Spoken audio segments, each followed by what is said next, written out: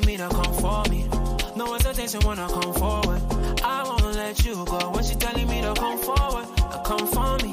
That's what she telling me to come forward. No hesitation when I come forward. I won't let her go. Yeah, yeah, yeah.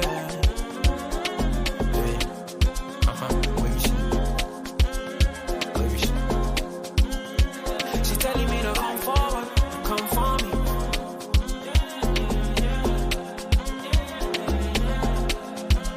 See, I don't know why I finally now I just spoke my mind. I know it's long since we spoke sometime, but this thing no play, I go change your mind. Just give me some time, baby, please. Cause I don't have no time to waste. No more back and forth, just like Aaliyah. That's all I wanna do right now. Grab it up. Swing on me, gonna grab it up. Body to body, make a bend up for the reeling. Bad man, turn you over like a steering. Well, when me gonna grab it up. Swing on me, gonna grab it up. Body to body, make a bend up for the reeling. Bad man, turn you over like a steering. But she's telling me to come forward, come for me. That's what she's telling me to come for me. No hesitation when I come forward. I won't let you go. When she's telling me to come forward, come for me. That's what she's telling me to come forward. No hesitation when I come forward. I won't let her go. Yeah, yeah, yeah.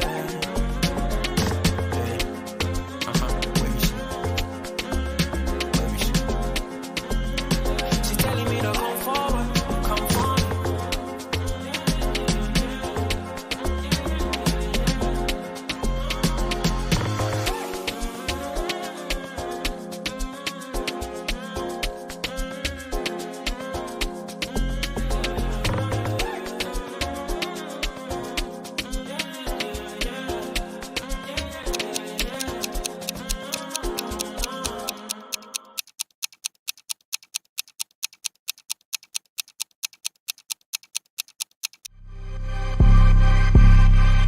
It does kill a bit.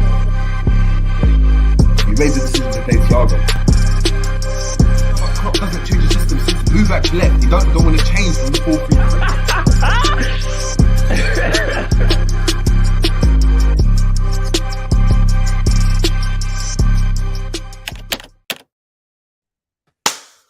4-3. What's going on, people? We're back again on the Jerry James Show. We've got another tactics board for you guys.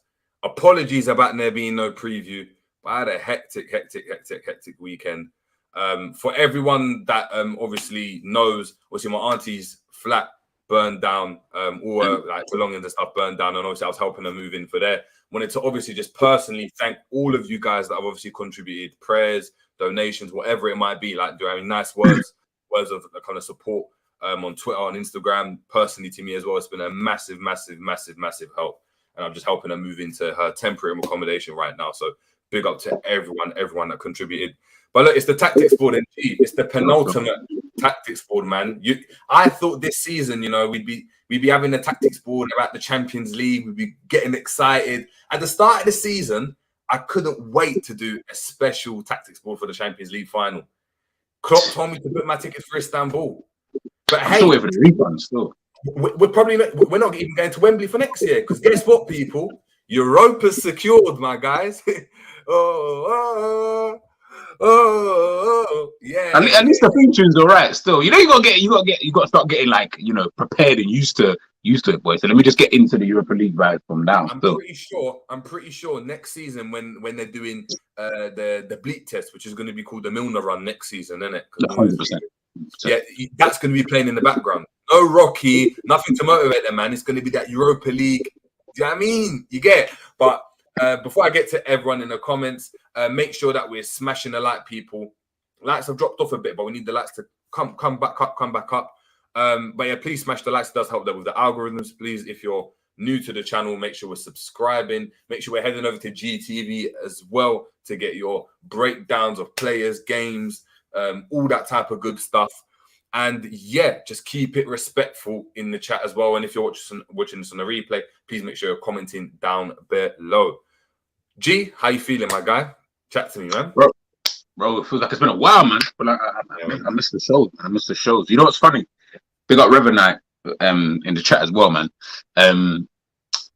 Your intro, what did you see? In the intro, one of the things that you can hear you saying is and I was busting up when I could hear it.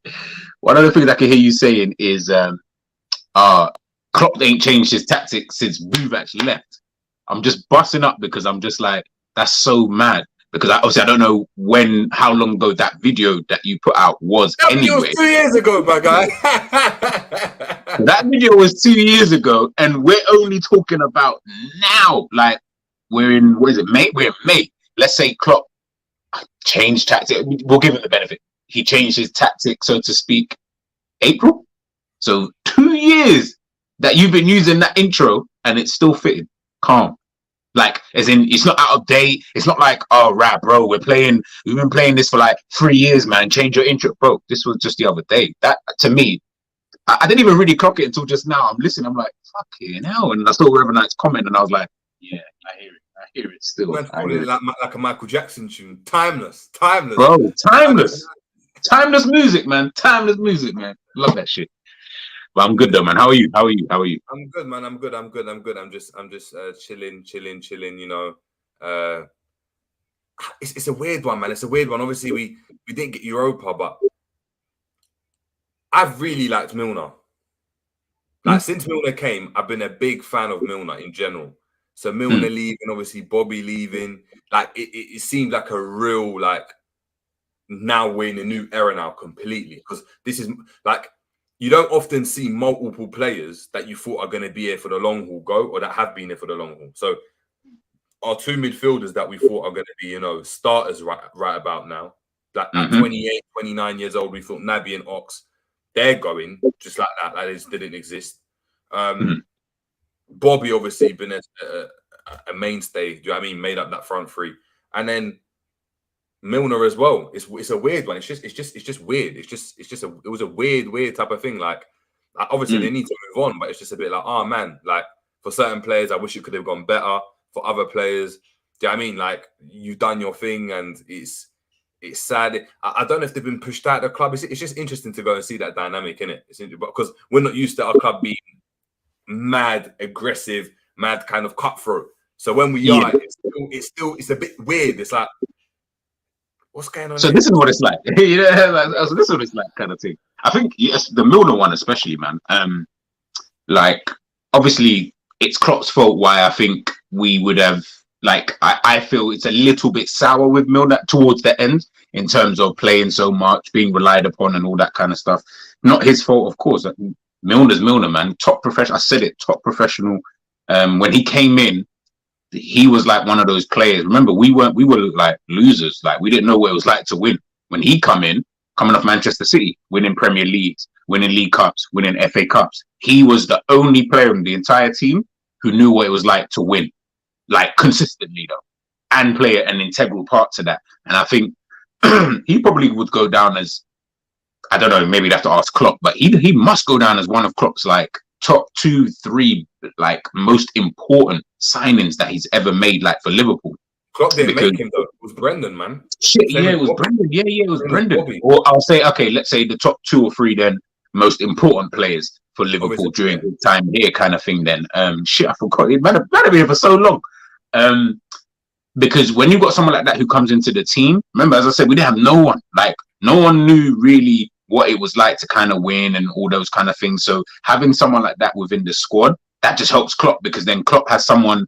I always look at it like Klopp will have someone to really turn to speak to about certain things. And he might speak to Klopp about certain things like, yo, obviously I know this is Liverpool, but yo, at Man City, we don't pattern like this. You know what I mean? And this is what happens when we pattern in this way. And this is the mentality we have after certain games where you might win a game, or you've won 5 on the bounce, or you've lost 2 games in a row.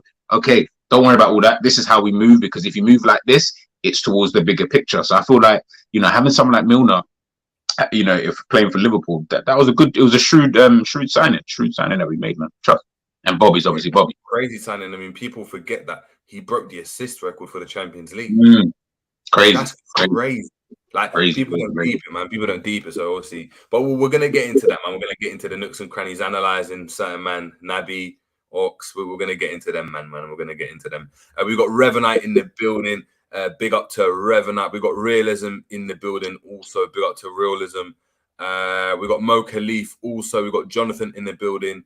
Who else we got? We got Mohammed as well, saying Liverpool has lost race top 4. Man United win the race for top 4. Facts. We got Angel Knight 68 saying we're losing 1-0 and our most creative player is playing right back while an aging Hendo is playing an advanced midfield role. It doesn't make sense. We're going to chop it up, man. Gary Richards saying Talio all this season has been utter shite. Winning the title is the only option next season. I know G's injecting that into his veins right now. That's why he's not even looking at the screen. As soon as he heard that, he's like, yeah, that's a dose I need right there, man. That's a dose. that rubber band was getting pulled tight. My brother was getting pulled tight. Mate. Come on, big up Gary, man. Big up Gary. I love your tally ho. Ooh, like every time I see it, I always know straight away. Big up, man. Exactly, man. Exactly. But yeah, man. Let's just get into it, man. Started a game. We've been on a good run in terms of winning run. It's arguable that this has probably been our toughest test in terms of the run Aston Villa have been on. We didn't obviously get to do a preview, but that's exactly what I would have said. I would have said, you know what, this game is very, very, very, very. It's going to be tough because of the way they play, because of Unai Emery. Unai Emery seems to have Klopp's number. Even though we might win the game or scrape the game, it's always a difficult game under Unai Emery. It has been when he was at Arsenal, has been when he was at Villarreal. So it would just be a tough game.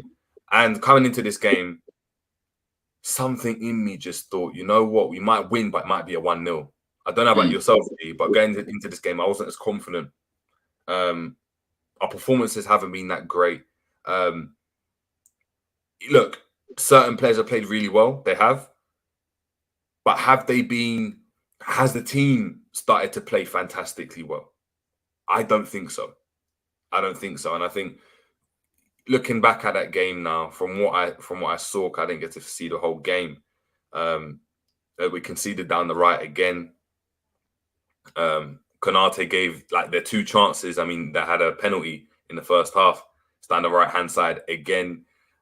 Trent on the back stick again. Like, these are things that we've spoken about at the beginning of the season. And yeah, he's getting on the ball more and he's got a bit more confidence in him and he's assisting, which is great.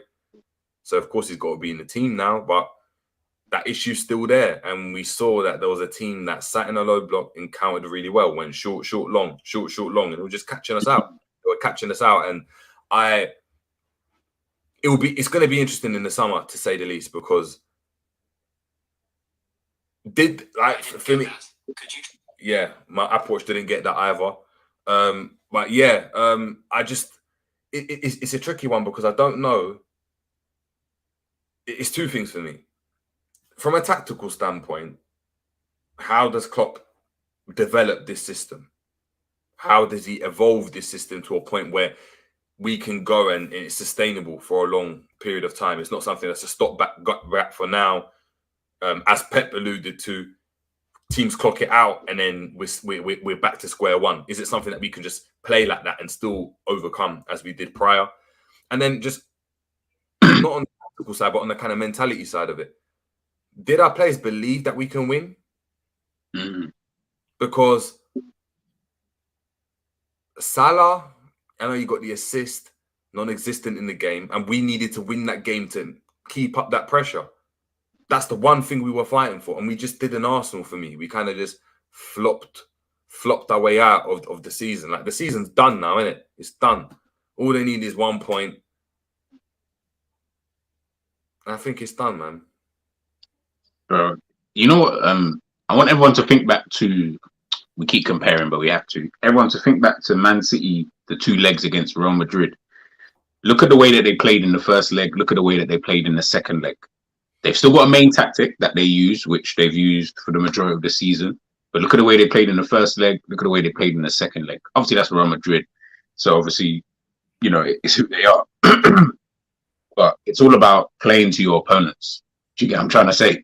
As look at the way they played in that second leg, which will obviously tell you that that's the way that they probably want to play 9 times, 10 times out of 10. But in that first leg, they're playing against Real Madrid. It's their opponents. They need to understand, okay, cool, well, they might do this, that, and the third. So let's play a more conservative way, blah, blah, blah. Why is it every time? I just think, like, Klopp is so rigid, yeah? He finds something, loves it. And as soon as he loves it, it just stays. And I'm just like, you're coming up against probably the toughest team that you faced in this run. they're on a fantastic run. And the guys, yes, I know Arsenal top of the league, but that was the beginning of their, like, as we saw with what's going on with Arsenal at this current moment in time. So when you look at it, when you take a step back and just look at it, Villa's probably the toughest game that we were going to have in this kind of run. And I'm just like, you needed to be able to combat Villa's, like, to nullify Villa's strengths. As JJ just said, short, long. If that's what they're going to play, then maybe we need to drop. Maybe you do something different. But he didn't really want to do that. And we just played into Villa's hands. And one thing I saw in the stats before we even got on here was Villa just seemed like they were more on it. Like, they just seemed like they were on tackling, on fouling. Like, they were just on being aggressive, where we were supposed to be the team who are madly aggressive. And I just think JJ's right, man. Someone's going to be interesting. I can't even front. I was all looking at John McGinn thinking, right, you know what? If he wasn't so 28, you see, when I spoke about John McGinn, man didn't want to hear me. Man, when I said about I'd have John McGinn early in the season, man didn't want to hear me. You know what it is. I agree. You know what? No. I agree. JJ did say it, and I was like, I wasn't really even trying to hear it. Like, I'm still not really trying to hear it, but I'm slyly now sitting there thinking, right, for the type of player that he is, the role. This is what I'm telling everybody about. Like, obviously, I think we're getting McAllister from what I'm seeing, obviously, online and rare tear. But I feel like we got to start making signings that just work for Klopp. Like, we can't do this. Yeah, let's get this guy and that guy, because they don't really work here, like, in this kind of team. And when I looked at what he was doing, Jacob Ramsey, he was brilliant yesterday as well. Obviously, Watkins, like, again, you're playing one up top. And these guys are like, they're having joy against, like, Konate and Van Dijk as an overall, if I'm being totally honest with you. Like, they're giving them mad problems in the game. And I don't know, man. I think the summer's just going to be mad interesting to see what Klopp does. And big up Abdus. Yeah, I probably would take their whole midfield at this current rate in time with the way our midfield is kind of set up. But it's just, I like Douglas Luiz, you know. Douglas Luiz are very, very good. I'm sure Arsenal even tried to get him at the beginning of the season, but I think it's just more about, I just don't like the fact that when we come into certain games, fuck it. Come into this game, play the way that you want to play. Cool, I'm actually good with that.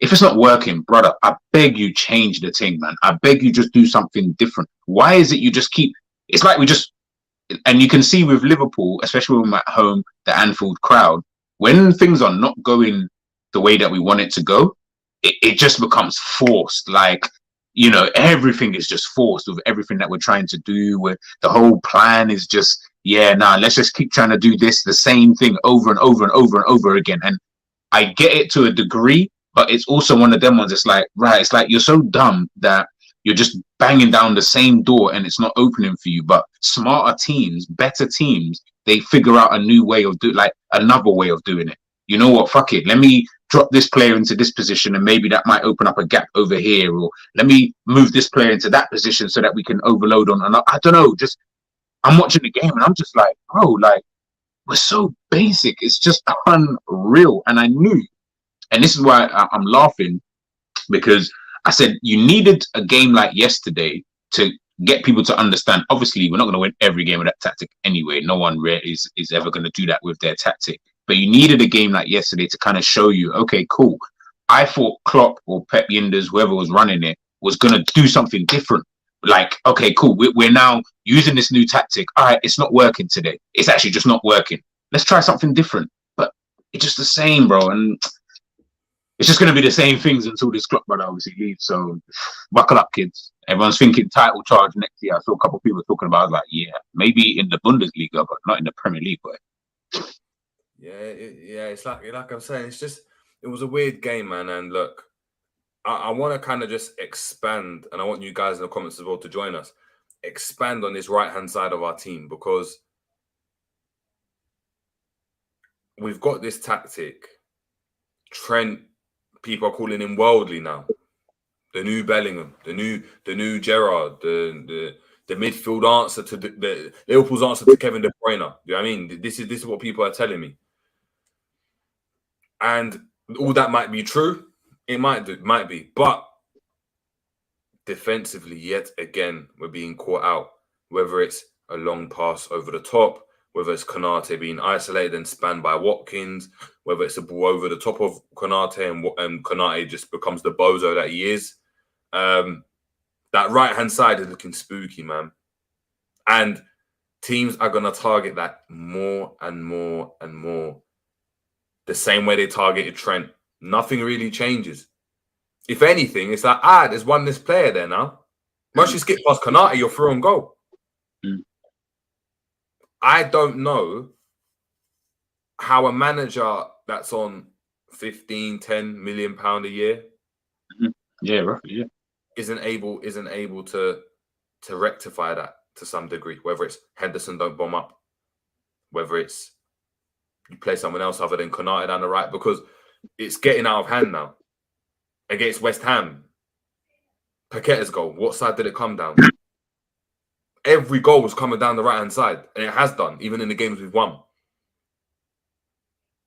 What happens when we come up against a City? An Arsenal even? In the Europa League, if we come up against, do you know what I mean? An Openda or someone from Club Bruges playing down that left-hand side, bruv. Like, it gets spooky. It gets hella spooky. I don't know how we rectify that, because I don't see us getting another right back. I don't see Trent going and playing in midfield. I just don't know, man. Bro, Klopp had the excuse that obviously Trent on that side. Big up, man. Big up. Yeah, he had the excuse that Trent was obviously on that side. So it was like, okay, we move Trent from that position, no problem. Trent gets on the ball more. Fantastic, one of the best passers in the world. So obviously that helps towards what we're trying to do in the attacking sense. But defensively, Liverpool are still fucking shit. Like, I don't understand why that side of the pitch is so shit. Like, and I do actually mean shit defensively. Like, I don't get it. Konate is a good defender, but I mean, he's good at doing the basics of being a defender, and you're asking man to do quite a lot now on that side. You're leaving the two at the back, and with no real cover, you kind of slots in. It's just a bit crazy, bro. Honestly, it is just a bit crazy. You got Robbo, the most non-disciplined player in the entire team. He goes off and just fucks about, does whatever he does on the left-hand side, which is always to the detriment. I've said it since the second we moved to this tactic. I thought Robbo was going to be a lot more disciplined. It doesn't help in the attacking sense enough for me to be like, yeah, keep doing what you're doing. I prefer if you just stay back. Just stay back. Have the three of you, just stay there. You literally do not need the extra man in that position all the time. Sometimes, yeah, man, keep doing your thing.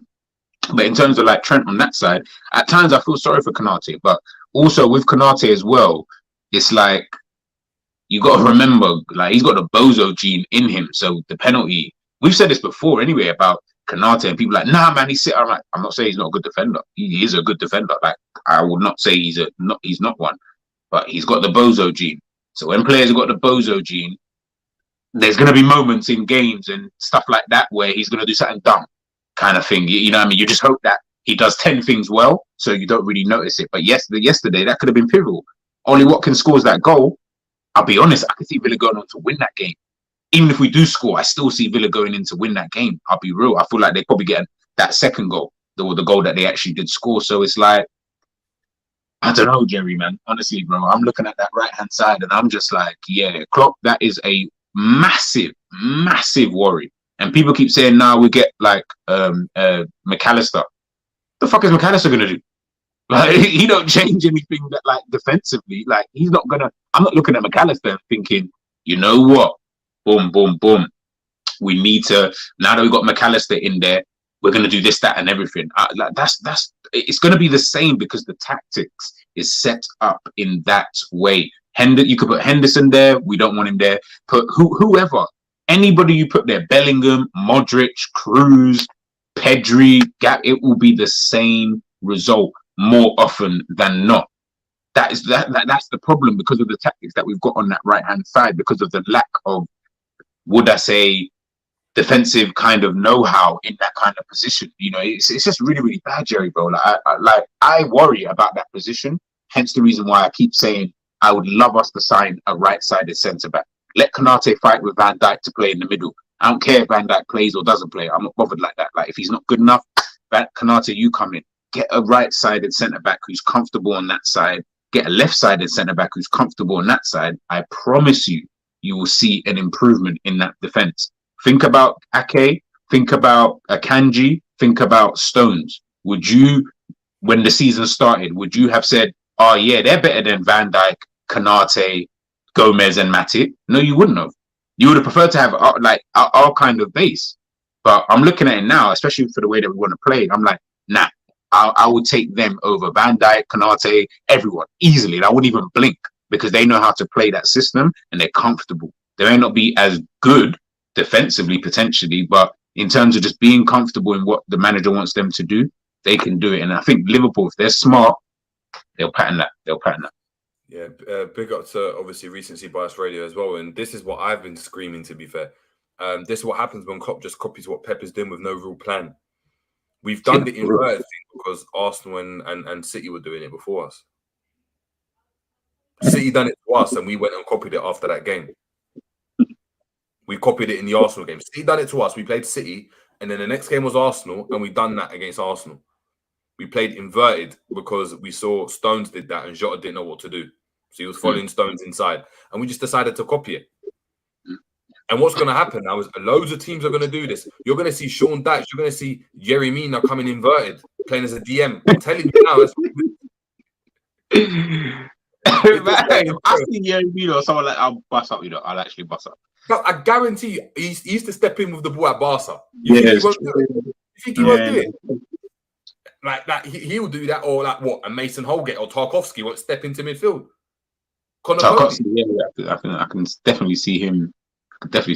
Stepping in, but good on the ball and that. But you see, them men are so comfortable in what they do.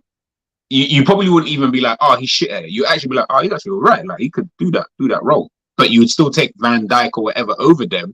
It's just the role that you're trying to get these players to kind of do. And I just think maybe Klopp will sort it out in the summer. Maybe I don't know. Maybe he patterns it up a lot better. Maybe he starts shoring up that right side, or I don't know. Because Konate doesn't bomb forward at all. I feel like the brother never leaves the halfway line. But Robert is always gone. So I'm just always like, I don't really get it, like how you try to pattern the whole defense and everything. But run your rhythm, man. Run your rhythm. It's your job on the line, not mine. But yeah, 100%, man. So yeah, that's going to be a massive issue looking at that game. Obviously, big talking point. And obviously, Angel United they ain't having it at all. He's saying, no, G, we were robbed of a goal yesterday. Don't think we would have lost.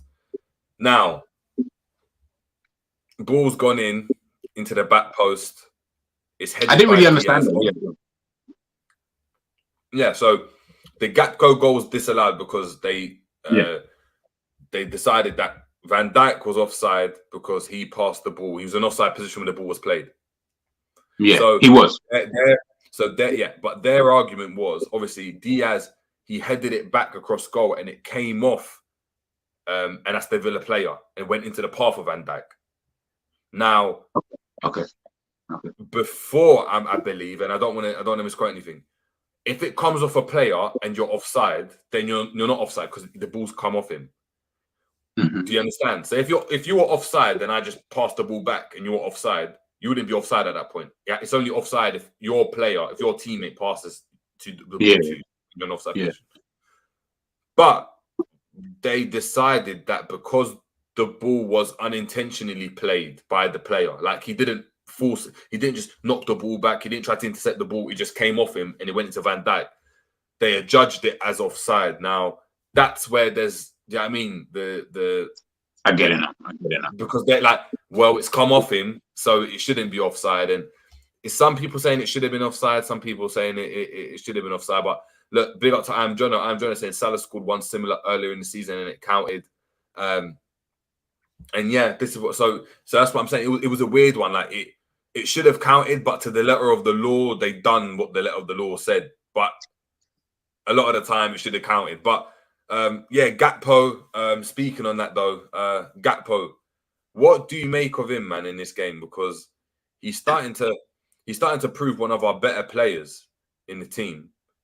And the likes of Jota, Nunez, players that often play down the centre, I don't think they're going to be able to play.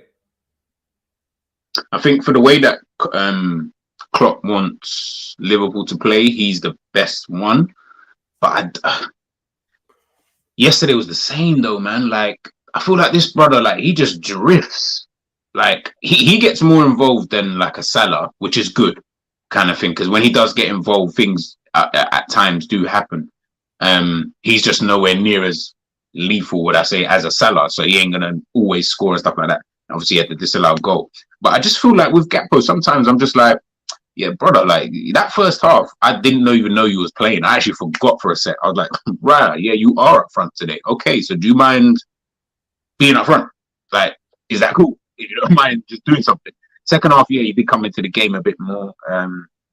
But overall, man, I feel like he just fades too much in games. And I just feel like when he does that, if you fade in the game, I feel like that's then going to be a massive problem for the two wide men, whoever that is, so Diaz and Salah, because then they really do become ineffective. Obviously, we saw Diaz was shit yesterday, and then Salah was kind of shit yesterday as well, bar the assist. So it's like it almost impacts the whole of the front line, and it doesn't help because we need him to be able to connect with that. He is the connector, really, in that team. So when he fades, it makes it even more difficult for Liverpool because we've only got, well, that's obviously Klopp's fault, but we've only got one player who can connect. Do you get what I'm saying? If we have more players who, it doesn't really matter. But when he does connect, yo, Gakpo, solid, absolutely solid. I've got no issues with him in a general sense. But I've watched him enough this season. I'm just like, bro, when you fade, bro, like the whole attack just looks dead. Like nothing's really happening. Trent's trying to find passes, not really working because he has no one really to either who's dropped into the space, which then allows Salah or Diaz or, you know, you pull the player wide and all of these kind of various different things. He might get better at it. I'm not saying he won't.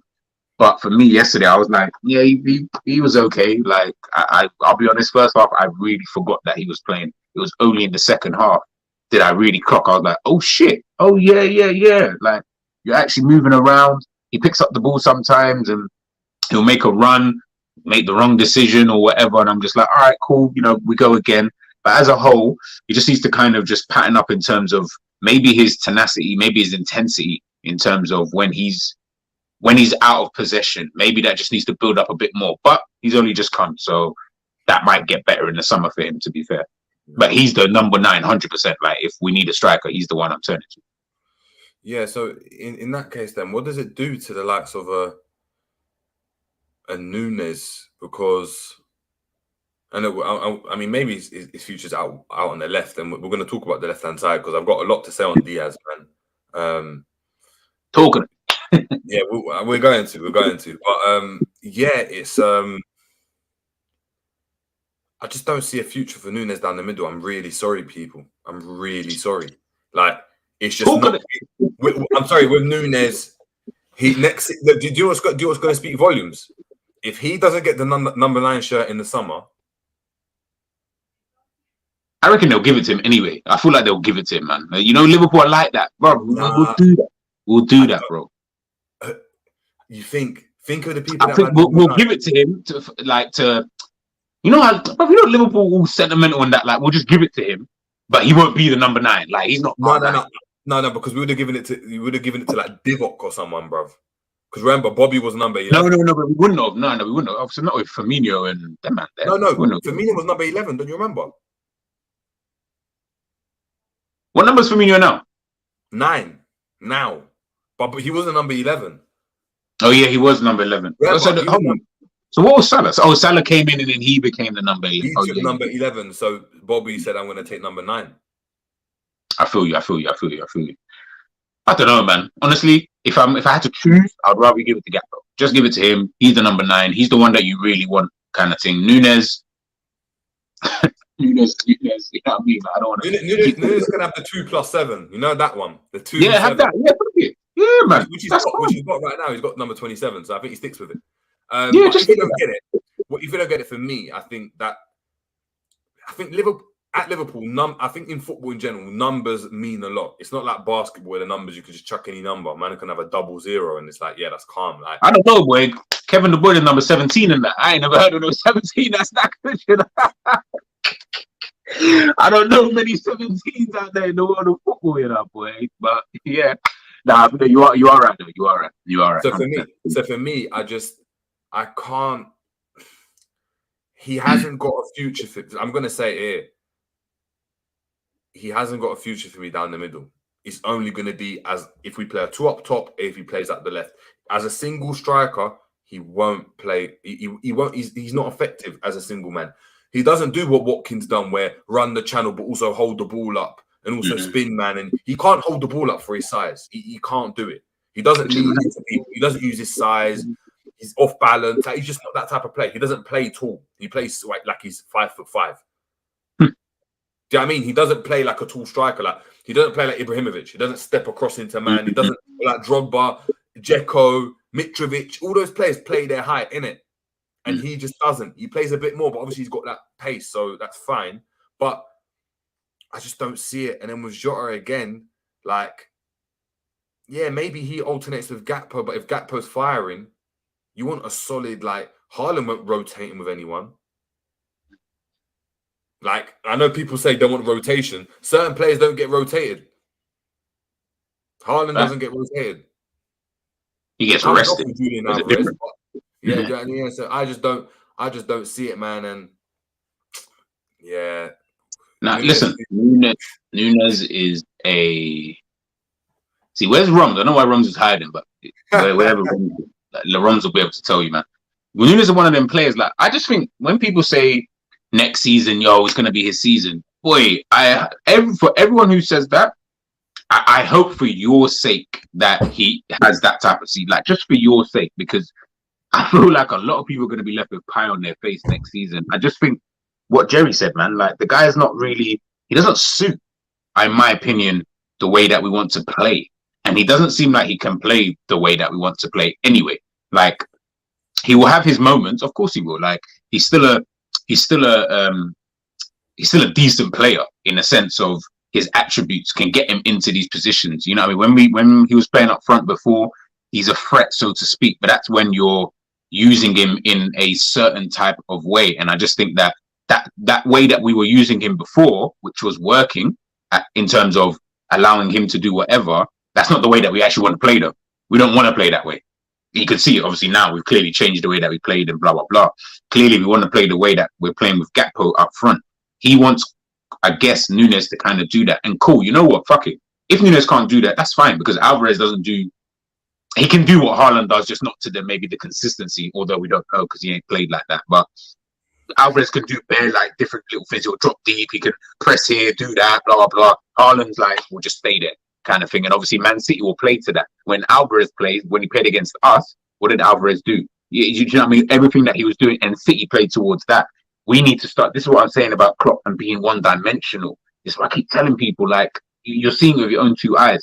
When you've got certain players on the pitch, play to their strengths. Play to their strengths, and then you're good. You'll see the best of Nunez. Man, tell me that he'll bag 30 goals next season. Okay. And let me see it. But then I can't even just keep looking at him, though, because then I'm like, Klopp, like, you need to help him, though. You need to help him. Like, you can't speak English. Fuck all of that. I don't care about that. Like, on the pitch, he could do what he needs to do. Man, don't need to talk English to be able to score goals. I promise you that for free. That you're good with that. So if you're not going to help him in any such way, and you're going to keep giving him all of these instructions and this, that, and the third to do this and do that, and he just cannot do it, how do you expect him to bag these 30 goals that everyone thinks that he can potentially do? That's why I don't see this kind of transfer really working out. I feel like he'll be a guy who got 15 goals this season. I feel like if he hits 20, that will be a sick season for him. But to me, I'm like, that's dead. Like, that's not, I'm not getting comps. What, 20 in all comps? Yeah, 20, yeah. As in, he'll be a 20 in all comps kind of guy. Now, that's winger numbers, though. That's standard winger numbers. And this is what I'm saying. In today's game, for me, I look at those kind of numbers and I'm like, man like Ivan Toney will get that, like, almost in the Premier League, like, let alone any other competition he may or may not play. Like, Callum Wilson, like, those type of players, if they get 20, it's a sick season for them. At Liverpool, Man City's, your Real Madrid's, all these kind of 20 goals. What is that it? That means we need another guy who's getting 40s. So you better pray Salah can then continue to do what he's doing. But the whole point is Nunez is supposed to be the next one kind of coming through, and that's where I'm just a little bit like, with Darwin Nunez. Obviously, he's injured now as well. Is that going to be a problem? Is he picking up injuries? I don't know. Like I said, Jerry, man, this summer is so crucial for Liverpool in terms of what they want to try and do moving forward, and also for Klopp to actually know every team that you face, you cannot keep playing the same fucking way. Certain teams are going to play in different way because they want to try and combat what you're doing. Okay, fair enough. And KLFC, I hear that. I said that, and everyone was looking at me like, yo, gee, you're being harsh. All right, cool. We've come to the end of the season now. I don't think he's playing the last game. I don't think. Everyone, all I kept getting told, by the way, Jerry, he's got 2 goals less than Luis Suarez in his first season. Unless he bags 3 goals, he'll still have less than Luis Suarez in that first season. Does anyone sit here and think that he's going to go on a Luis Suarez type of craziness where man just went from being a top-class player to just being this one of the most generational strikers we've ever seen? I don't see that, bro. We could, come on, guys. I know we want to support the players, but come on. No one sees that in Nunez at all. But I'm hoping that all these words I'm saying now, next season, I hope that maybe I'm here to eat my words. I want everyone to come back on this channel and be like, gee, you got to say sorry. I'll say sorry. If I see him do a madness next season, I'll say sorry. I'll say, Nunez, I hold my hands up to you, bro. Nunez on the back of the shirt. If Nunez gets 30 goals next season in all competitions for whatever the kit, I'll get Nunez on the back. Fuck it. I said it here. If he gets 30 goals next season, cool. I'll get it. Cool. You heard it here first, guys. That's what I'm saying, man. That's what I'm saying. So it's there, people. You heard it here. You heard it here. You best wish that Nunez can get those 30 goals. Another player I want to talk at, and guys, don't worry, I'm saving all the comments, so we're going to get into it. I really just want to run through this and then get into the comments with you guys. Luis Diaz, man. Yeah, talk on it, bro. Talk on it. This guy is probably the most talented winger we've got at the club. Can keep the ball. Can nuts man for fun. Mad rapid. He's actually the only winger we've got that's actually explosive like that. Like, can stand you up, tap it past you and get past you if he's got a yard. But this brother, you see people try to say Jones hold on to the ball for too long. Luis Diaz holds on to the ball in ways I've never seen a Liverpool winger hold on to a ball, bro. In ways of Bruv, I could not believe stuff. There was a point where he could have done a 1-2 and he held it. He went all the way back to the halfway line, dropped the shoulder, went past man, went back to the halfway. I was like, this brother, man. This brother. Past times when he could have passed, he shot. Other times he should have shot, he passed. The shooting weren't shooting, and the dribbling was just it was like a freestyle. It looked like a testimonial when Neymar's got like flip-flops on in Brazil and he's just like flipping it over. That's what it looked like. And for someone that good, it's just no end product, man, with this brother. The second he joined, man, I'll say it here because people have heard me say it, so you know it's not like reactionary or like. Obviously, yesterday he played shit. He was probably the shittest player on the team, alongside Henderson. But like, there's something about Diaz that I just don't really like fuck with like that. Like, I never have. Like, I feel like everything you just said, I agree with. He's explosive.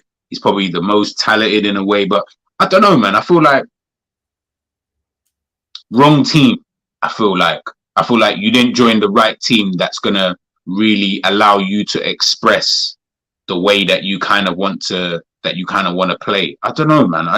When I watch Diaz sometimes, I don't know. There's just something about Diaz. Whenever I watch him play, I'm just like, you're good. You are like, you're good. I'm not saying you're definitely not shit. You're definitely not shit, but you are.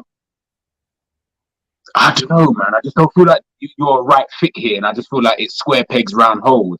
Because of the excitement and stuff, people just get gassed, and it's like you're getting gassed over like certain things, and I'm like, the guy is whack at shooting.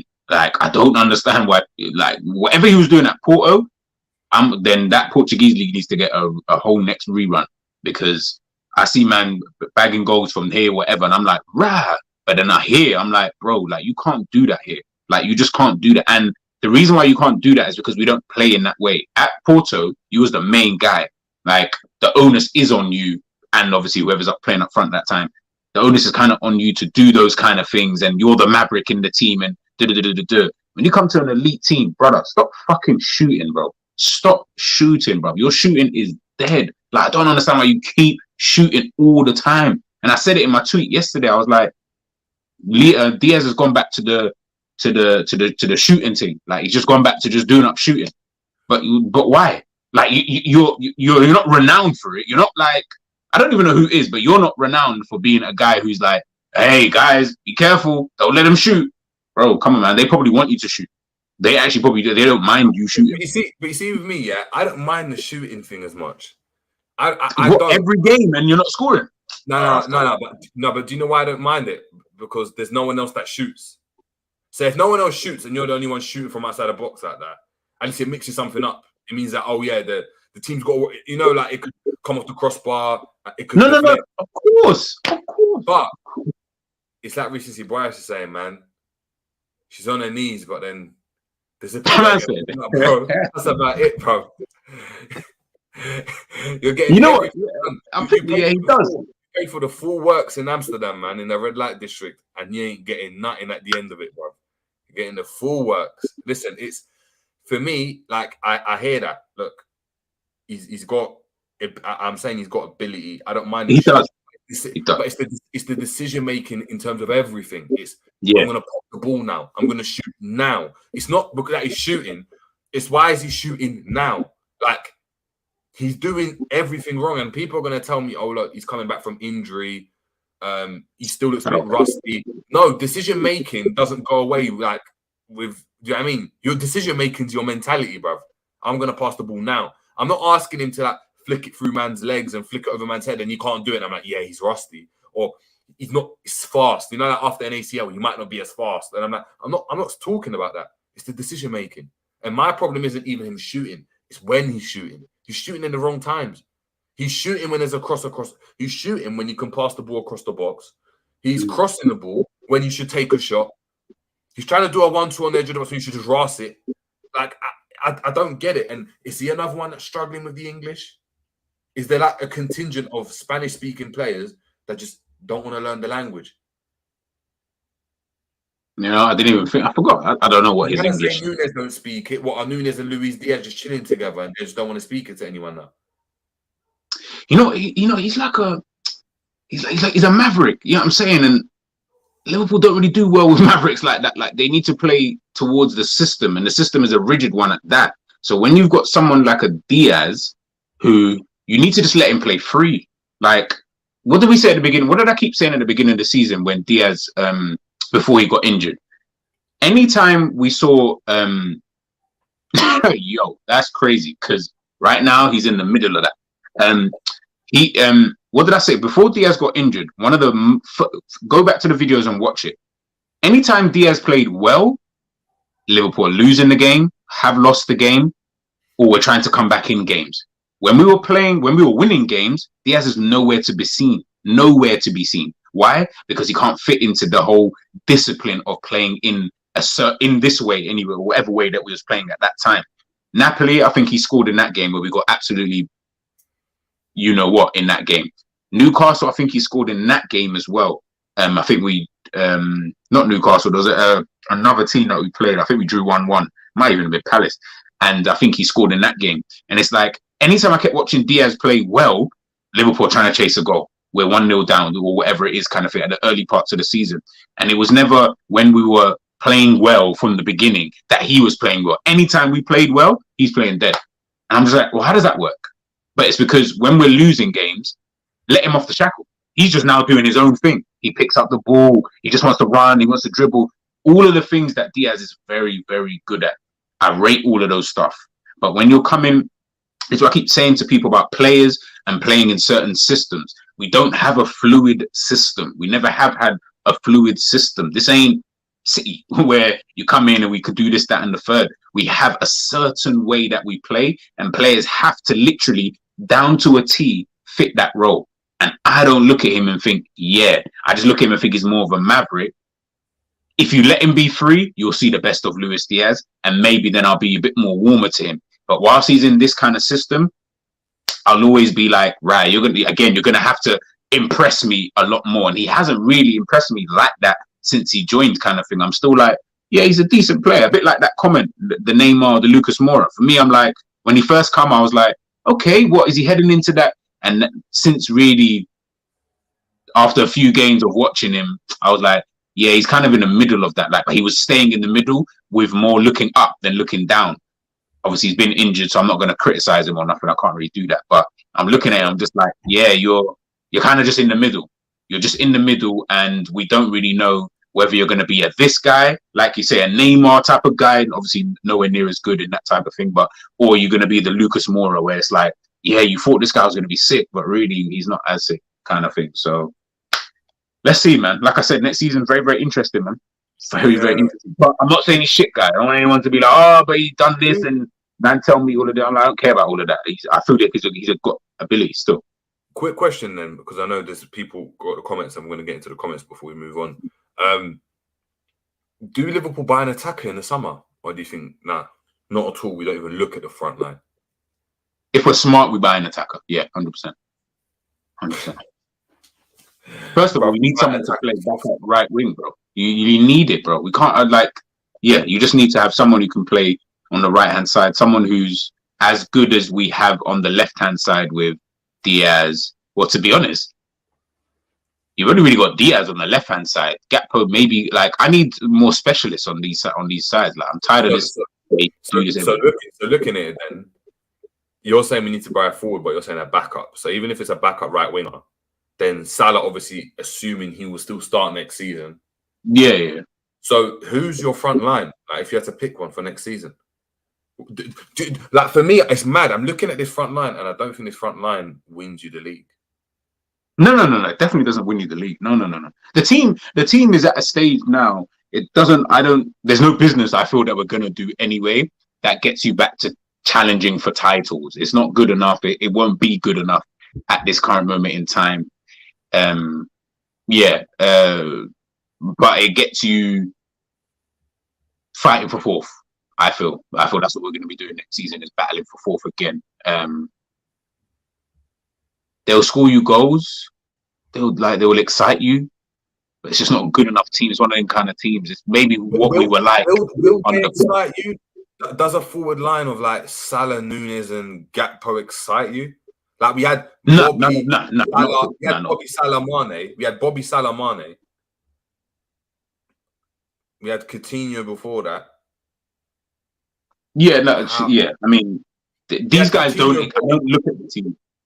Yeah, exactly. Yeah, you don't look at that team and think, yeah, like, we're cooking. Like, yeah, like, I'm looking at this, I'm thinking, this is meaty. Like, put it this way, if we didn't sign these players and bar Salah, let's say it was Jota, let's say the forward line was Jota, Gakpo, and Nunez, or Jota, Diaz, and Nunez, or whatever combination of those four players, excluding Salah, because you know how good he is.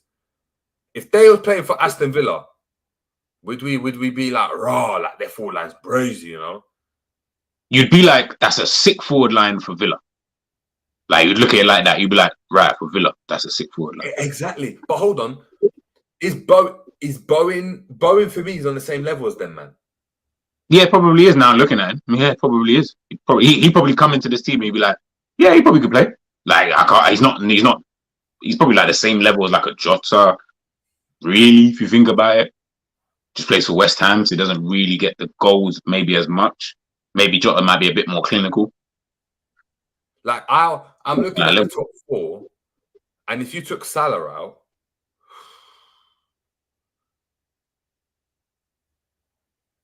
Arsenal's forward line is better. City's forward line is better. But I mean, I'm taking Isak.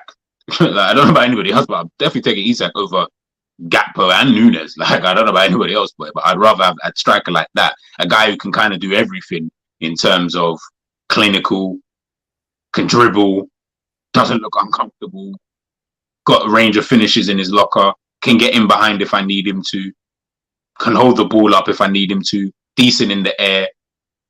All the things that people told me that Nunez was. Like, that's what I thought that this guy was going to be. But it's a funny one, man. Like, I'm not even saying that the forward line won't get goals. They will get goals next season, obviously. But it's just about your main man is obviously going to be Salah. That's fine, not a problem. Outside of Salah, I'm looking at it, especially because Nunez, I think, is the next. No, Bobby is, but I think Nunez is the next one after that. If Nunez doesn't really play next season, is Gakpo going to get you that many goals? I don't really know. Diaz, definitely not. Jota, maybe if he plays, but he might be a bench man. So again, it just depends on how much he obviously plays in these games. Like, it's just going to be very, very tricky. And I just think that there needs to be a level of upgrade for me, but then you'd probably have to sell someone. That's the only problem. That's why I was like a backup right winger. But if you're going to if you've got a striker, for example, you'd have to sell Jota. He'd probably be the one I'm looking at saying, all right, well, you got to go there. And then just go out and sign a number 9. And then, Nunez is going to have to just shift out to that left. And Gakpo is going to have to fight with whoever is up front. If that was me, I would buy a number 9. If we could afford one. Yeah, if we could afford one. Yeah. But we can't. So I leave it back. We've got Kay saying Gakpo bags 15 plus in the Prem next season. 15 don't win you the league though, man. We need Salah to get you 30 then. Like if Gakpo gets 15, we need him getting 30. In the Prem? That's a good return. I'm just it's a decent return, but for me it's got to be 15 and like 10 assists. Or you're relying on Salah to do a madness, like exactly. It can't be like 15 and 1 assist or like 2 assists. No, 15 is a good return. I'm just trying to think. Do I think he will get that? I don't know about plus. Maybe. You know what? I don't know. Well, I'll wait on that one. We'll have to wait and see. We've got Jeff V saying Klopp out. He has no ambition and don't see anything good coming next season. It's going to be top 4 or top 6 battle again. Yeah, singing off that same hint sheet as G, man. Listen to that same playlist. We've got Anfield Road N saying the lack of accountability and blame on Klopp from LFC fans is starting to get to me. Standards are so low, it's unreal. This full and shit transfer window are on him and him only. I don't think that's up for debate. He told us the midfield is fine. He opted to get Gakpo when he needed a midfielder. So we got Ryan in the building. Build up to Ryan. Ryan saying it's been a crap season, but I'm optimistic for next season. To be honest, we'll have a good summer, in my opinion. McAllister is a good start, and I like how Klopp said we're looking at all areas apart from goalkeeper. I mean, we better be looking at all areas. You know the ones there. Like. Is that what he said, or did he say? Yeah, did he say Liverpool always look at all areas? You know what? I'm not even gonna try and misquote. I think he said. Let me even just put it up. I think he said. Let me not even misquote. Jude Jellingham, big up to Jude saying Ivan Toney is available, lads. Sign him up ASAP. Forget about McAllister. Yeah, he's available, but he ain't gonna play for the first fucking 5 months. So, but knowing Liverpool are the type of club to make a signing like that. Very true. Wait on it. Just wait on it. Do you know what I mean? The whole season, up till January, we're just here. Just wait on it. Tony in the stands like this. Just wait on it. He's a Liverpool fan as well. I mean, it wouldn't surprise me. I wouldn't mind him up front. I wouldn't mind him up front. Man. I like him, man. Yeah. I like Tony. I feel more. Certain people you just look at, you just be like, I feel more confident that you're there. Whereas with other players like a Gakpo or Nunez, I don't feel confident, but you're there. So I'm like, all right, let's see what we're working with, kind of thing. But with him, I think he's someone that Salah would enjoy playing off. Yeah, of course, 100%. Angel Nat 68 saying Salah and Diaz constantly losing possession in the final third yesterday, but the VAR and ref need to be suspended for not applying the rules. We've got Gary Richards saying it's Klopp's fault for poor recruitment in the summer. Carvalho isn't good enough. Darwin is the only quality that came in last summer. A year dropping on all fours for Jude was cretinous. That's just a funny one. We've got Minerals FC saying, Jerry, mate, question for G. Do you think your beginning of the season cost you your the top four?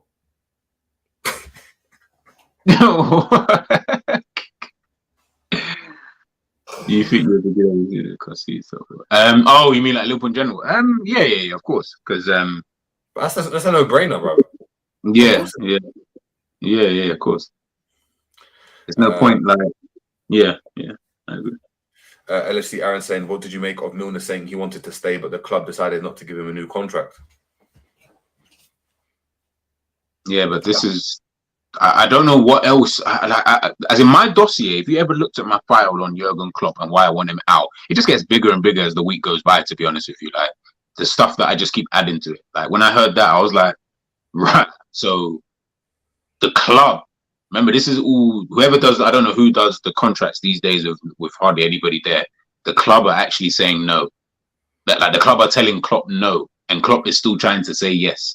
Guys, I don't know, what more do you want me to keep, like, adding to the file? My file is big right now, but we'll wait and see. We got, this is an interesting one. I think we should do this for all the players that left. Where do you think they're playing their football next season? So Bobby, Naby, Ox, and Milner. Milner, obviously, Brighton or Leeds, probably. Right. But Leeds are going down, it looks like. So, yeah, it will probably be Brighton. Naby. Where do you think Naby will go? Russia. Right, boy. Man said, I would have said Ukraine, but the war's going on there at the moment, so maybe that's off limits. Maybe France, bro. Maybe like Toulouse or someone like that. Yeah, for real. Like Rennes or something like that. You know, like just Rennes. Yeah, and he'll be like one of those players where you're like, he's the more experienced guy, and you'll remember him in 2 years' time because he'll have a 6 season, some like just random 6 seasons. Yeah. You're like, right, Naby, like, man got 15 goals and 15 assists. Like, what? Like, when do you do that? Like, he would do something like, I can see that happening with Naby still. I can see that. Who else are there? Ox. Nah, Ox got to go down with Southampton, bro. Like, he got to go down there with them, bro. No. I don't think. No, I think he goes Nottingham Forest or something, man. Little him and Morgan Gibbs White. Could work. You see Gibbs White? Gee, you see Gibbs White? Another decent player. I'd have him at the club, you know. But you see what I'm saying about, think about all the players that we probably would have, yeah? We're either not linked to them, or they're not players that are flashy. That the fans are like, oh my goodness, I want Ugarte. These times, man, I've only seen him play like twice. But they want Ugarte. He can play DM. Have you seen his stats? I'm like, have you seen him? Like, have you watched how he's playing? Like, do you know how good he actually is? Instead of just, stats won't give you everything, man. Got to sit there and really deep some of these players, like, and see, you know, kind of what it is, how they would add really to the team. And then Gibbs White, I feel like you put him in the right central midfield position or that Henderson position, I feel like he'll do a better job than like a Mason Mount or like even like a McAllister, to be honest with you. I feel like they'll do better in that role because of what he can do. Because he seems like he's got the energy to get up and down, box to box kind of guy. When he does get forward, exactly. I don't know. I saw Morgan. Did you see that touch he did? Like, we didn't chat about it, but when the ball came, the little back heel, the touch, the assist. Bro, are you seeing the assist he's giving for Awonini as it is? Yeah, but no. As in, but you saw the volley he connected at Anfield as well. But he's a good player, you know. Oh yeah, I did. Yeah. But if you just look at the way that he's just become so important to their team, like, obviously they're in a relegation. Well, they were in a relegation battle, so someone needs to fucking step up. But he's just become one of them guys where you're just like, so this is what you do. Okay, so this is what you. All right, say no more. And who knows? Maybe he goes to a better team, fucks up. I have no idea, but he looks all right to me. But does definitely look all right. And he's young, man. He's like 21. Yeah. 22. Like, where do you think Bobby goes? I feel like he goes on a free to Barca, you know. Bobby when he was like Rob, Bobby when he was being called Robert, when it was just Robert times. Flamenco had his name ready for him, bruv. That highlight he's got, he'll go on holiday, come back with a tan. That dark red with the black stripes, that was perfect for him. That top was perfect for him. Now, I think he goes somewhere in Italy, man, like Genoa or something like that. Lazio. No, I feel like higher than that. Yeah. Inter Milan. Do you think he stays in the Prem?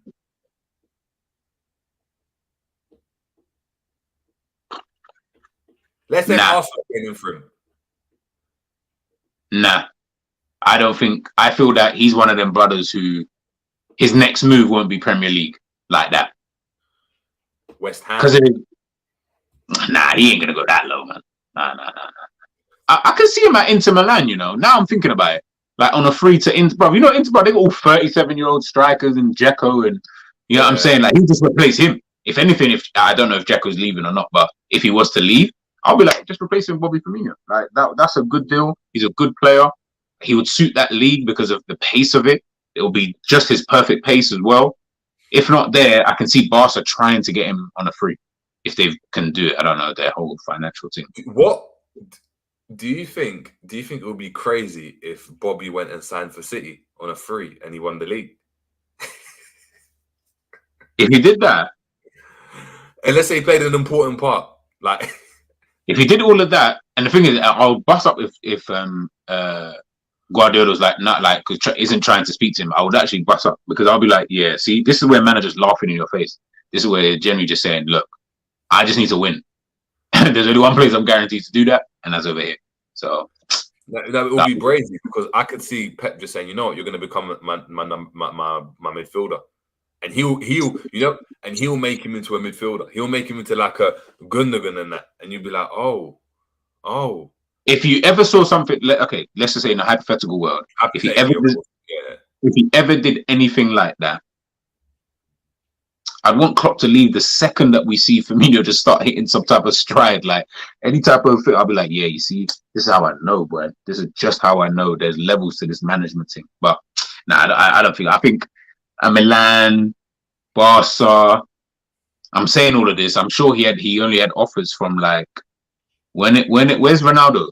Ronaldo's up in Saudi Arabia. Yeah, I'm sure he had offers from over there as well. I wouldn't want him really to go out like that. I'm like, nah, you can still maybe play at a higher level, man.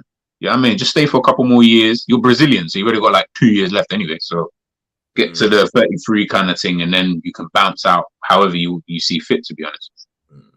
Do you think it's a bit of a via that Arthur didn't get not even like a last Anfield send-off? Like one game, even like just. We've got one more game left, so he might get the last. No, but I was like at Anfield though, isn't it? Oh, at Anfield. Slightly, like not even a 5-minute thing. That's a bit deep, in my opinion. Like, he man came into training every day since he joined the football club. Man waste a year of his life just training, bro. Just training. Just training and being injured. That's kind of deep, you know. Now I come to I feel so sorry for you. We haven't even really spoken about that. Well, not much to really say, but no, I feel sorry for him still. I do. I feel maybe Klopp as well. He could have played him. He's been fit at times. That just tells me that you didn't want to sign him. I don't know, man. I don't know. That's deep. Yeah, it's deep, man. It's deep. What else we got here? He said he didn't even. Cameron Elder saying Naby's actually in talks with Wolfsburg. Yeah, he's fake. Nah, Wolfsburg. If he goes to Wolfsburg, that's it, man. From Wolfsburg, he goes to Belgium. It's because, you know, the only reason why I'm not saying yes, because I feel like he's got high wages. I feel like any club he's going to go. He's going to have to get. It's going to be a wage cut. That's why he's moving to Germany. The cost of living is too high for him. For Naby right now, yeah, man. Yeah, it's peak. Back to RB Leipzig, maybe. I don't know, man. I don't know. If any Red Bull, it's Salzburg, bruv. Yeah, for real, and they're kind of decent. Still, so he might not even get into that team. That's peak. It's crazy, man. RJ saying, "Gee, you know, Klopp doesn't sell players." I know. It's peak. Aaron Talvaro, big up to Aaron saying, "Attackers win you games, but defense wins you titles. Trent defensively is a bun. Just put him in Hendo's position and put Gomez at right back." Yeah. Yeah. We got Reno saying, "My issue is that under Klopp, we are always going to be rigid because of the system and style. We will keep missing out on ballers because they don't have lungs of steel. I'm tired." Lungs of steel. We know, man. To be fair, at least you guys can see it as well. It's not even just us just saying it. Like we all know it. That's the annoying thing I think when I watch Liverpool is just everyone knows it. It's like how many players around the world, and I'm not talking about the ones who are going to cost you all 900 million and that. I'm just talking about like the calm ones. And I'm just like, yeah, he wouldn't really fit into the team. Nah, I don't really see that kind of thing. Like, bro, we bought Thiago, and in my opinion, that didn't really work out. To be honest with you, like we never got to see the best of a Thiago. To even take out his injuries, I tell him to cut, man. I tell him to cut as well. Maybe do a little package, a little Brazilian package. 2 biscuits for the price of 1. maybe. Him and Bobby. Because I'm not a fan, man. I'm not gonna lie. That's left a sour taste in my mouth. I'll forever remember he was a pretender. So that Pogba, he's another pretender. Just think, how old is Thiago? 32. And I look at him and I just think to myself, brother, I know you've been injured, but let's just take out your injuries for 1 second, yeah? When you look at Thiago now, I'm just like, bro, I'm seeing Modric at 37, Cruz at whatever. You're supposed to be with them, man.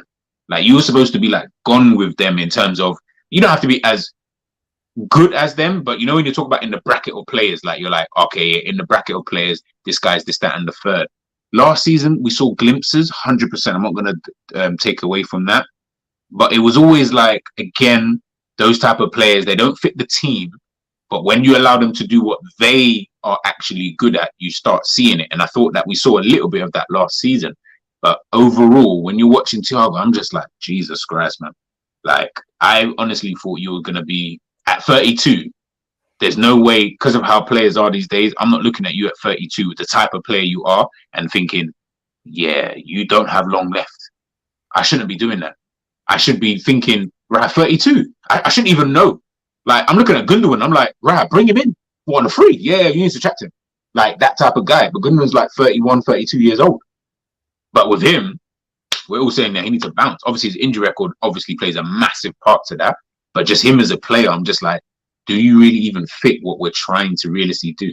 The most annoying thing about him as well is that the haircuts are pissing me off. 1 point, he's got the level 1 all over. Then he's got like a shape up. Now he's got a little high top. It's just spreader like. I said the haircut is pissing him off. That's it just is, man. I've seen more hairstyles than games out of him right now, so it's just frustrating, man. Big up to Endman. This is about Nunez saying, question, are you saying he's not good enough or that he's not being played right or coached right? All three. Literally all three. Yeah, I don't think he's good enough. I agree. I don't think he's being maximized to his potential, but I don't think he's good enough. Yeah, I thought he would be when he came. When I saw like his, and look, I didn't watch him at Benfica.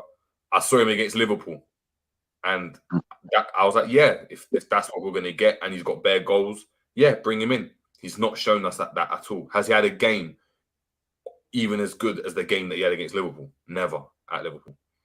Full 90 minutes. He hasn't. So, like I said, things can change, guys. Obviously, we'll wait and see. Like, man, we can't. I'll only ever judge a player on the here and now. Like, I can't do hindsight because I have no idea how the hell that it's going to pan out. Because I said that I thought Salah. I was like, why did you sign him? Salah's my favorite player. You know what I mean? Because he had the time. Obviously, he proved that he was obviously of this kind of level. Mane, the same thing. I was a little bit iffy with him, and then I thought, right, okay, cool. Mane's really, really like doing it. He could do it at a high level. Nunez might do it next season. Like I said, if he does it, I'm with it. I'm just not confident from everything I've seen of him so far, and the sample size is quite big now to judge him really to say he's a bit iffy still. Okay, man. Second question from Ensman saying, this is in regards to Diaz. More to the options not in the box, or he's not right yet in terms of why Diaz is playing poorly or wrong decisions making. More to the options not in the box.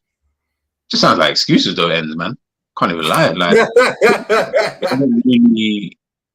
it doesn't because there's no even the not right thing, like you'll notice that in the way that he's playing. If he just wasn't right, if that makes sense, like you would just be like, yeah, you can see, man, he's not doing whatever he's supposed to be doing, blah blah blah. But even the more options to them, there was options in the box enough times. Decision making just poor, shooting when he shouldn't have to, hold on to the ball when he shouldn't have to. But that's Diaz though. Like for me, when I saw yesterday's performance, I was like, that's what I see from Diaz more time though. But sometimes the shot goes in, so man don't say nothing. Sometimes him holding on to the ball can be someone making an overlap when we was playing with 4 at the back. Maybe Robbo's making that overlap for him, so it works. But like I said, for me, that's the normal kind of Diaz that I see more often than not. The Diaz that everyone gets gassed about, I feel like that's like few and far between. Do you get what I'm trying to say? So it just depends on what type of player do you want. Do you want a guy who every now and again, who's starting every game to just be every now and again he's going to pull out this, rabbit out of a hat? Or do you want a guy who's constantly consistent? You know what I'm saying? Look at Salah. Salah is not aesthetically pleasing in any way. Diaz is way more aesthetically pleasing, but Salah's the guy that you turn to. You need a goal in the whole team. There's only one player that you're going to rely on, and that's Salah. I need something like that from Diaz. It doesn't have to be goals, assists, or you're going to make things happen or whatever. Like, being all this, man's all running back, trying to win the ball, getting the crowd all up, and then he loses it. Or he holds onto the ball for time, or then he shoots. And I'm just like, well, that was so pointless. You might as well just give them the ball. Let them, because you've given it back to them anyway. So Diaz is one. The jury for me is still out on Diaz. But again, he's been injured for so long. I'm going to give him the extra chance, and next season is his last chance for me. If I don't see something exciting or whatever from this guy, you need to bounce, and you need to bounce quick. Yeah, I hear you. We know saying Diaz is more like a Chelsea kind of player, so much flair, no end product.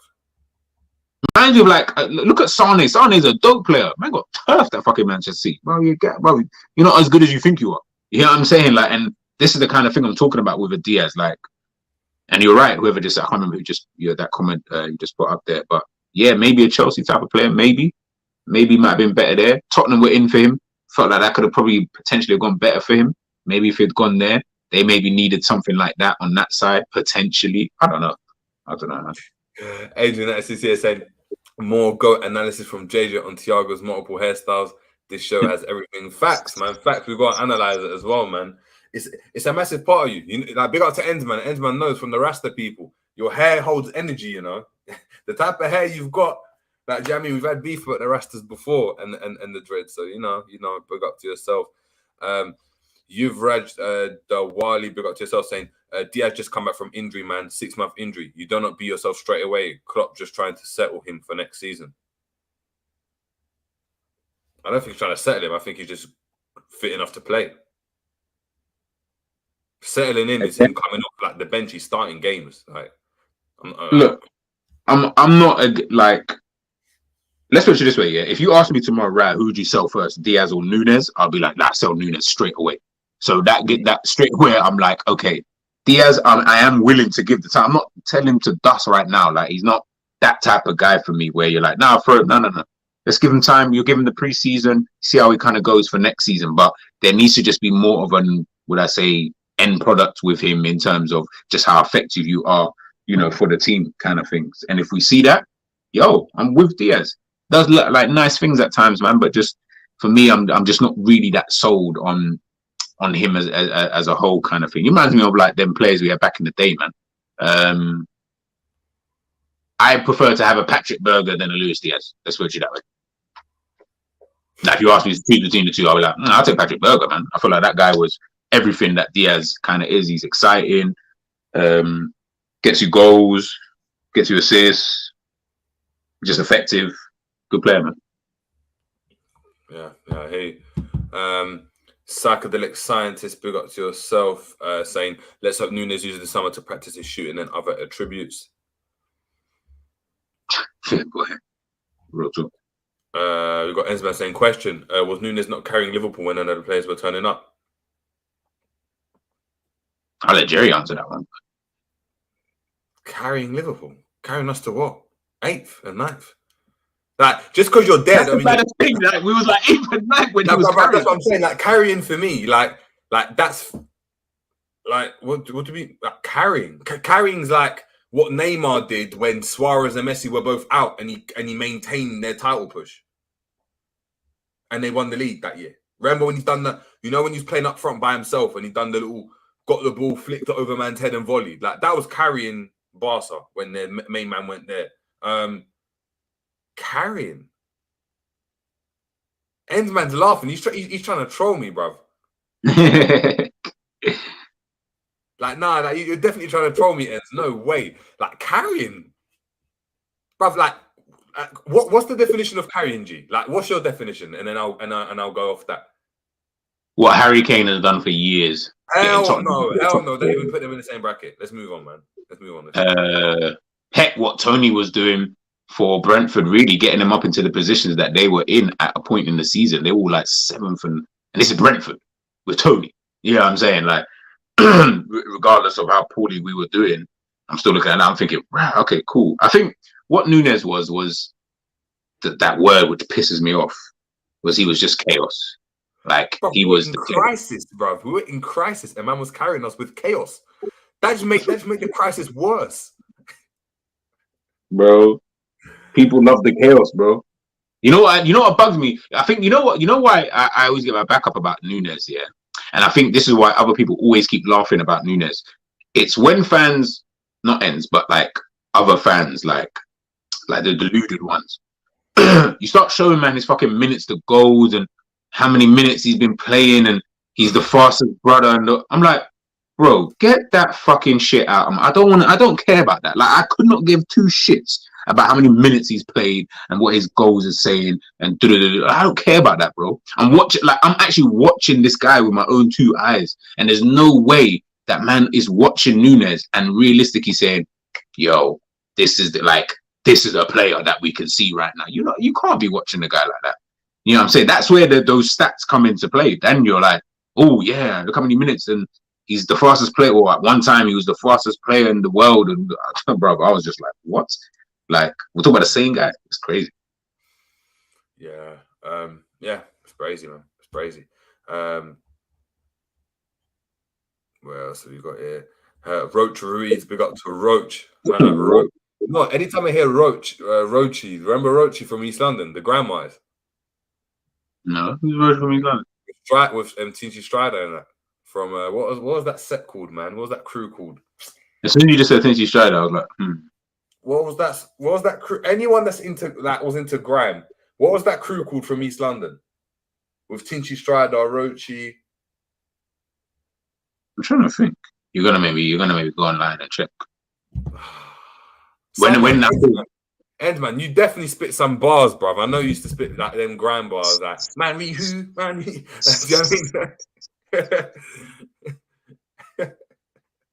End is definitely that guy, man. You're dumb. Fight fire. Got 2 guns on my 9. I know. Bro. You know, when I come to think of grime back in the day, I always think that was bro. It was actually jokes, but it was good though. It was good. Grime was definitely good. It was good. Yeah, I forgot, man. But Javier Lindsay got to Wrexham. That's a level. That's crazy, man. Ibrahim saying, I'm cracked, by the way. We got to yourself. Yeah, long time no see, man. Long time no see. We've got Anfield Roden saying Alexis McAllister is joining Liverpool for 70 million euros. He'll be 4th highest Argentine transfer ever. The world champion will be signing a deal until 2028 with an option of a 1-year extension. Cool. Welcome, bro. Welcome.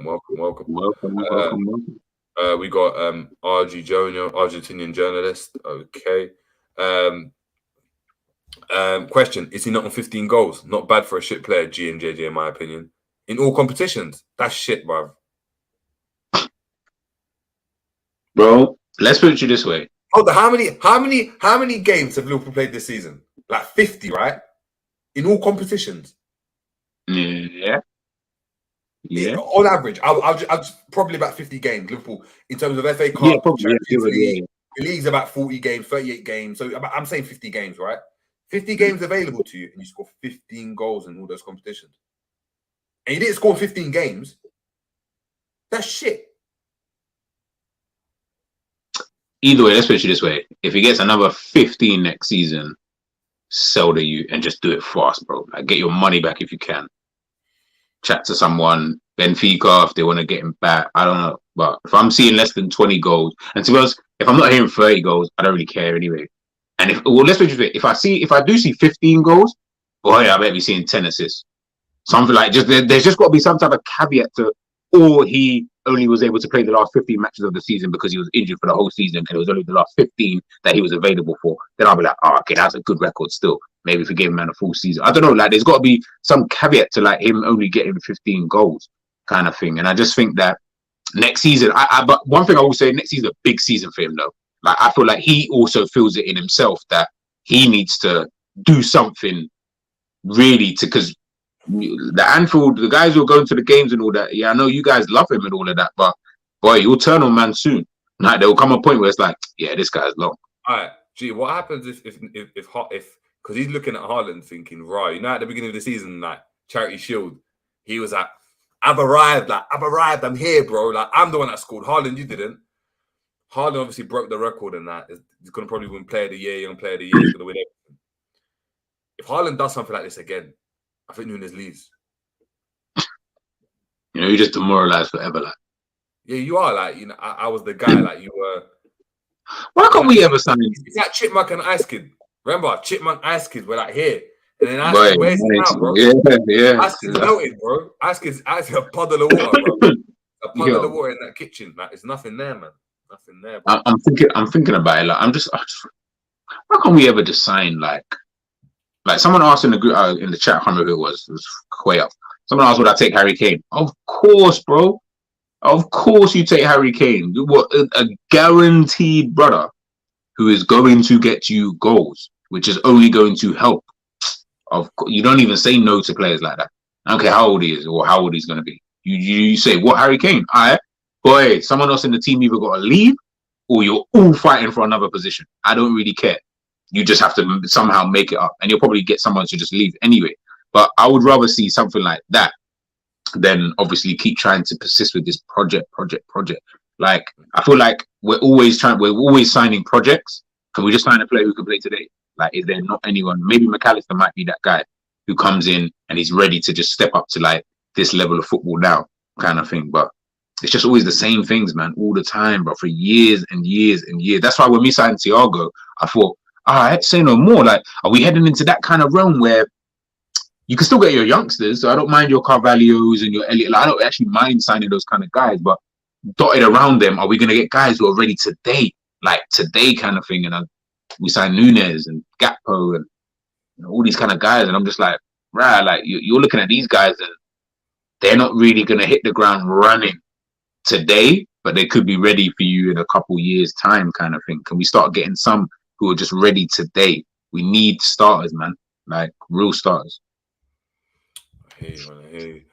Big up to Entar Mizzy saying, big up Jerry and G. Result not what I wished for on my birthday, but I accept it. By the way, here's a super chat and a token of appreciation and considered it as my birthday treat. Big up to yourself. Hey, love and appreciation. Happy B-Day. Happy birthday. We're going to have to do something for people's birthdays for next season, man. We're going to have to do something. Yeah, no, for real. I have to compile a little, I don't know, a twerking vid, something like that, something to get you, man, excited. Like, yeah. Not of me, bro, of a ting. Whoa. Okay. I was like, right. This channel is kind of moving sideways now. I'm going to I'm talking, I'm nothing major. I'm talking about just something for you, man, to enjoy. Like, I can't take you out to a club or a party, so I'm going to bring the party to you, man. Do you get it? Maybe pop some bottle, champagne, that type of thing. Yeah, man. Paul Smith saying Nunez is going to be a top class or legend at Liverpool. He lacks two fundamentals. You need to be a top class, which are decent first touch and composed. Oh, yeah. He's never going to be. Yeah, that's facts. I agree. Ibrahim saying, guys, do you think Henderson will still play next season if we sign two midfielders? I agree. I think he does. I think he does. Yeah. I think he starts the season. Yeah. And then it depends on how good his form or how bad he is. I don't think our midfielders. I don't think we start the midfield with like the season with like Fabinho and two new midfielders. I just never see it happening at Liverpool. I don't see it happening. We've spent 5.5 million a goal for Nunez. so far.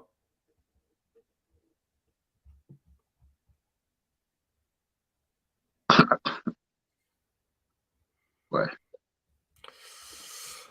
We got Skaz Snoop one on Twitch saying happy to see Liverpool's out of the Champions League. Blood love to see it. Yeah, man, you're definitely an Arsenal fan that's brewing because you didn't win the league. So hold that, hold Saka, hold Benny Blanco, and hold Lego Head Arteta as well, man. Rest in peace to your club, because that was the biggest bottle show. How you allowed City, to win the league without having to play a game? You bottled against Nottingham Forest. Come on, man. All I'm saying, Arsenal, is at least, as much as I cuss Liverpool, at least when man was challenging for these titles, bro, man was challenging for better other things, you know. Like, we're not just dumping out of these competitions and then the league, and then you still fuck up the league. Do you get what I'm trying to say? But good on you. Obviously, you came second, which is really, really good. It's an improvement, so that's the positives. Will you learn your lesson for next season? Like, you have to now come out and do a better job. If you're in the same position next season and you do the same things, I promise you'll never live it down. Like, you're never, ever going to live that down as an Arsenal fan. Like, ever. Like, for the rest of the time. 100%. Facts. Ibrahim saying, guys, important question. For next season, would you keep Gakpo as false 9 and Jota as left wing? Because honestly, Jota is not much effective on the left.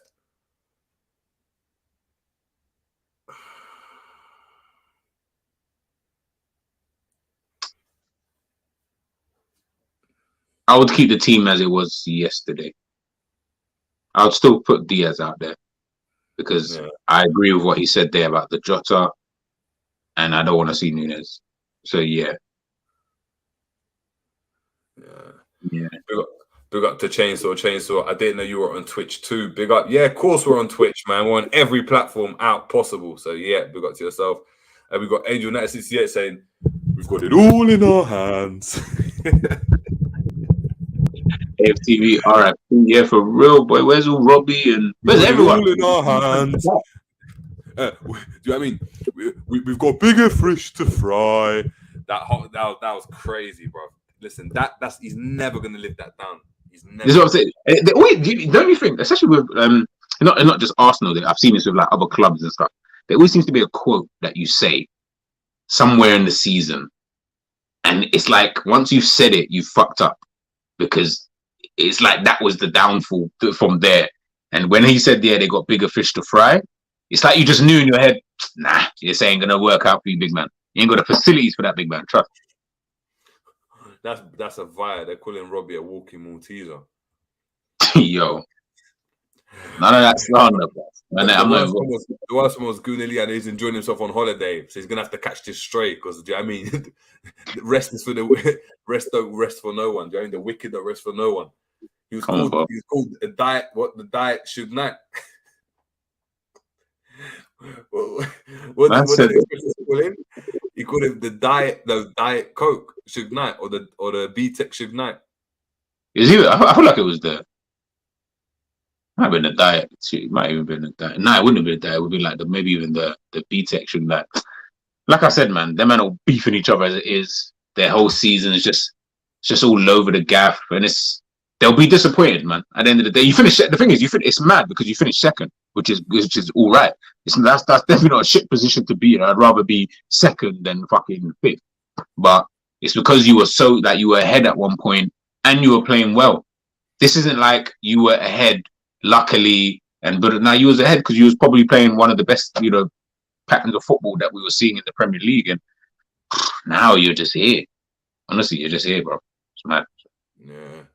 Chainsaw, big up to Chainsaw saying, appreciate the super chat as well, man. Much appreciated. Saying, G and JJ, what's the summer plans for me personally, or for Liverpool?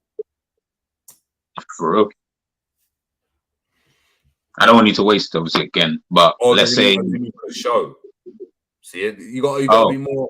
You got to be more concrete. Let us know what you're thinking. Let us know what you're thinking. But yeah, man, big up to K-Mac, as always, saying, look, that show made me angry. I was so happy they bottled it.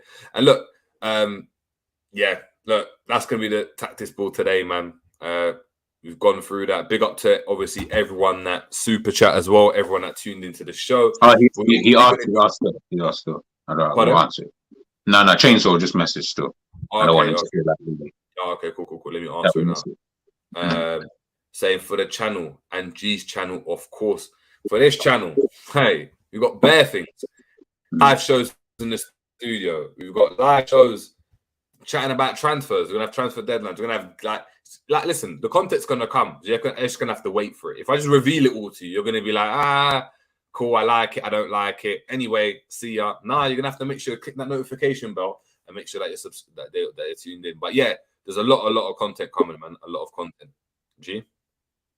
Yeah, same, man. There's gonna be just a lot of live shows now. I think because it's the summer, I'll still be dropping the videos and stuff like that. But I think I want to get you guys involved as well when I do some of these like scout reports or whatever. Like, yeah, I mean, you guys chime in. Yeah, I mean, there's things I don't always see when I'm doing these reports. So someone could come in and boom, let me know, or give me your opinion, right there and then kind of thing. I'll be getting Jerry, I'll be getting Ish, Roms or whatever to also join in. And we could just all have a chat. It's going to be the summer. So the amount of linked players that we've already been linked with to the ones that we're going to be linked with, in the summer, it's going to be crazy. And then obviously on the Jerry James show, we're going to be in a studio, but we'll keep it quiet there. And obviously we'll wait and see with the, before we reveal anything.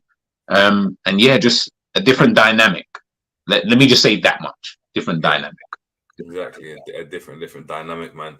So big up to yourself. Ensman saying, sorry, I missed the start. Great show as it was. Nah, big up to yourself, Ensman, man. Nah, guys, make sure you head over to Ensman TV. Make sure you obviously hit that notification bell. Make sure you subscribe. Got good content over there, and should be doing something with Ends also next season, which will be pretty good as well for you guys. So, it's gonna be some fun shit. Facts. Just to let you guys know as well, what we're gonna do, we are gonna do a Premier League review at one point, either on GTV or on here. So we're gonna make sure that you guys are involved. There might even be a corner show. You guys might be able to come in, call in, have your say on what's going on as well. I think that'd be really good to do as well. So yeah, look, until next time, people, we've got one more game left. So there's one more preview show and then one more tactics board after this. So yeah, man. Yeah, you'll never walk alone. Keep it blessed with us. Make sure we're smashing the like. It's been the Jerry James show, and we're out, people. Have a good evening, man.